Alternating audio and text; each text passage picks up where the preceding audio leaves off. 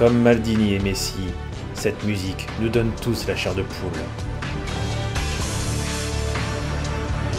Depuis plus de 30 ans maintenant, déjà, l'UEFA a lancé la Ligue des Champions, et outre l'apparition des phases de groupe et d'un logo devenu légendaire, ce changement de format s'accompagne également de quelque chose qui n'avait encore jamais été fait jusque-là dans le football, une petite musique pour accompagner les principaux acteurs, des vibrations qui évoquent le prestige, le Gotha, le rêve, mais aussi un ultimatum, une pression, un enjeu.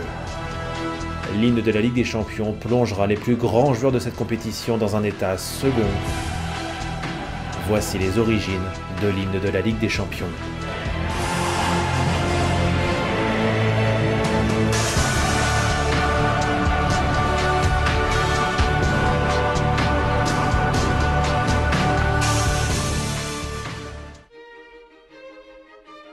« 1955, la Coupe d'Europe des clubs champions européens est lancée et verra à travers les décennies l'histoire des meilleurs clubs du vieux continent se disputer le précieux sésame d'une récompense internationale entre clubs. Et du fait que la seconde partie du XXe siècle fut celle du développement considérable du football, l'UEFA, qui est l'instance européenne du football, avait envie de donner un nouveau souffle à sa plus grande compétition de clubs. Outre la Coupe latine, la Coupe des villes de foire, la Coupe UEFA qui fut ensuite renommée Ligue Europa, ainsi que la Coupe des vainqueurs de coupe qui disparaîtra avant le début du XXIe siècle, il se trouve que la Coupe des clubs champions européens, c'est un titre un peu à rallonge. Au moment où le système des tours en match aller et match retour commence à s'essouffler, il fallait trouver un moyen de redorer en quelque sorte le blason de la Coupe d'Europe, de façon à ce qu'elle retrouve son siège d'honneur, celui qu'elle aurait toujours dû occuper. Et parallèlement, il y a de plus en plus de joueurs du monde entier qui n'hésitent pas à poser leurs valises en Europe, et ce malgré le quota imposé d'étrangers par club avant que l'arrêt Bosman ne mette fin à ces restrictions.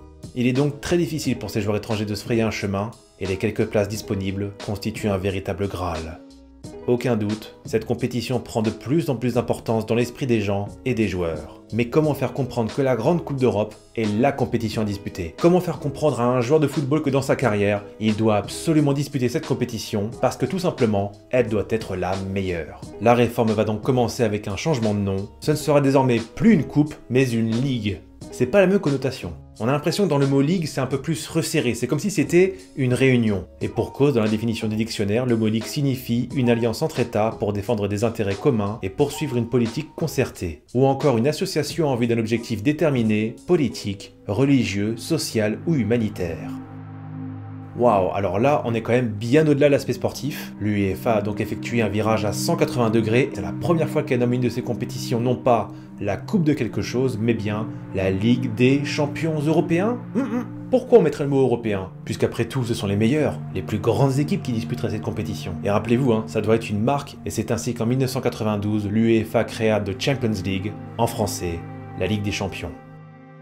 Mais derrière ce nouveau nom, la Ligue des Champions s'accompagne d'une refonte totale de son format. Et comme toute marque, il lui faut un logo qui lui évoque dans ce cas précis le football bien sûr, mais aussi le prestige. C'est donc l'apparition du ballon étoilé de la Ligue des Champions. En un seul logo, on a donc cette idée à la fois de football, mais aussi de stars qui vont fouler la pelouse, un logo qui donne aussi, volontairement ou pas, l'horaire des matchs en soirée, puisque les étoiles n'apparaissent que la nuit tombée.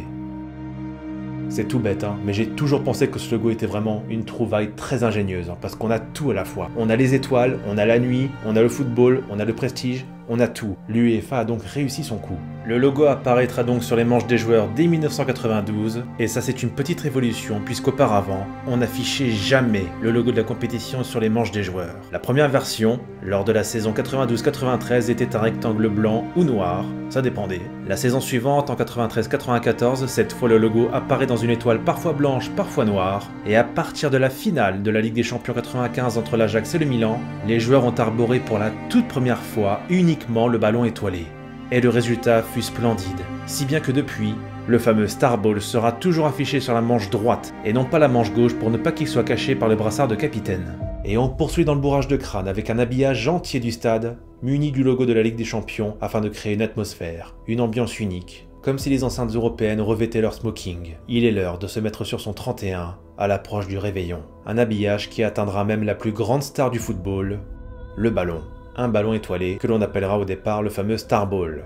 Et ce n'est pas fini, car pour rendre la compétition belle, les équipes belles et le match beau et agréable à regarder, il faut des maillots épurés, de manière à ce que le logo de la Ligue des Champions ne soit pas un flocage de plus sur un véritable panneau publicitaire moche et qui ne fait pas rêver. Les clubs n'avaient donc pas le droit d'afficher plus d'un sponsor, en l'occurrence le gros sponsor principal au milieu de la tunique, mais avec le temps, ils ont demandé plus de souplesse à l'UEFA, si bien qu'en 2021, les équipes peuvent désormais arborer un second sponsor sur la manche droite, à condition que ce soit la manche opposée au logo de la Ligue des Champions. Alors très franchement, je suis un petit peu triste de ça. Le fait qu'il y ait une pub ici, là maintenant, je trouve pas ça nécessaire, mais surtout, ça a fait disparaître ce logo-là. C'est un petit logo que seule une poignée de clubs peuvent arborer, et pour l'avoir, il y a deux solutions. Soit il faut remporter la Ligue des Champions 3 fois de suite, ou alors il fallait la remporter au moins 5 fois dans son histoire. Mais malheureusement, ce logo aujourd'hui a disparu, et c'est dommage parce que je trouve que ça faisait très classe. Aujourd'hui, ces clubs-là portent un simple numéro indiquant le nombre de fois où ils l'ont remporté, et ce dans le logo même de la Ligue des Champions, et perso, je trouve ça un peu encombré, c'est pas très joli. Je préférais la politique du sponsor unique, mais bon.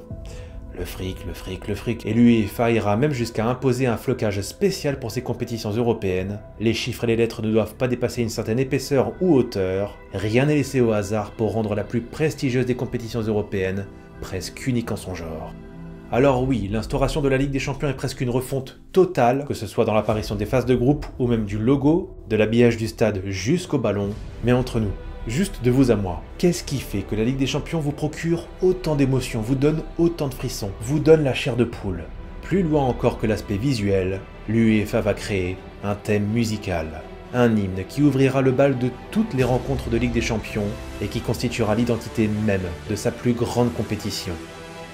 Associer le prestige du football avec des notes de musique, une fois de plus, voilà quelque chose qui n'avait encore jamais été fait avant. L'innovation est totale, la révolution immense.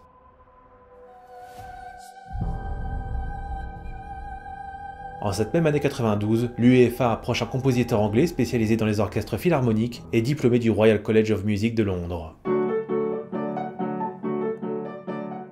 Son nom, Tony Britton, un fan du club anglais de Crystal Palace, et s'inspire de ce qu'avait fait l'Italie lors de son mondial 90 avec les trois ténors, Carreras, Domingo et Pavarotti.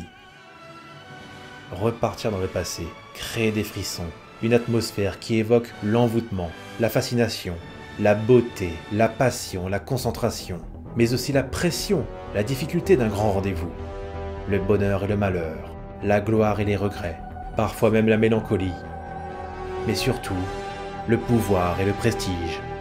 Pour ce faire, Tony Britton va directement s'inspirer de l'hymne officiel du couronnement du souverain britannique, Zadok the Priest, composé par le célèbre George Frederick Handel, à qui l'on doit notamment ça. Ça, c'est le début de Zadok the Priest. Et ça, c'est le début de l'hymne de la Ligue des Champions. Et cet hymne, Zadok the Priest, est interprété par une chorale et un orchestre depuis 1727, date du couronnement du roi George II, et ce jusqu'au dernier en date, au moment où je me tourne, c'est celui de Charles III.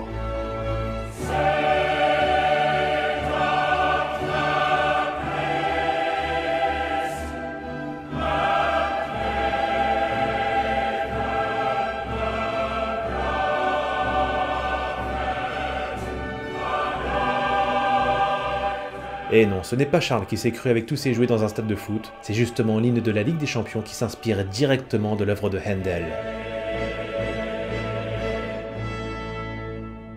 Et là où Zadok the Priest rendait gloire au souverain, l'hymne de la Ligue des Champions va rendre gloire à ses acteurs et au football.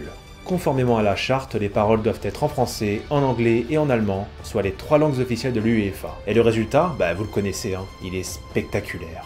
Voilà ce qui fait que l'hymne de la Ligue des Champions est extraordinaire. Son ancêtre étant né au XVIIIe siècle, bien avant le football que l'on connaît aujourd'hui, composé également par un maître en la matière, mondialement reconnu pour sa musique classique, une œuvre admirablement bien adaptée par Tony Britton pour en faire un hymne de football. Jamais la musique et le football ne s'étaient aussi bien accordés.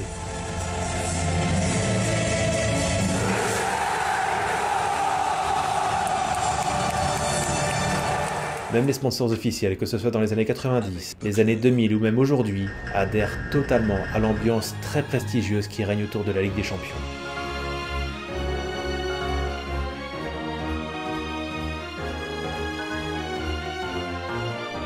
Et certains sont même très créatifs.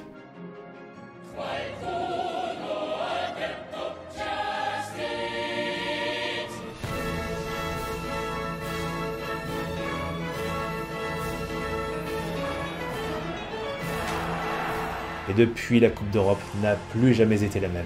Non seulement pour les scénarios rocambolesques qui resteront à jamais gravés dans nos souvenirs, quelle que soit l'année, le moment, le ou les clubs concernés, mais aussi pour cette petite musique si spéciale, diffusée au même moment sur tous les terrains et qui nous fait tant vibrer, tant rêver. Certains même la fredonnent. Le genre de son qui nous poursuit depuis toute notre enfance et dont on ne se lassera jamais. Oh, la reprise et c'est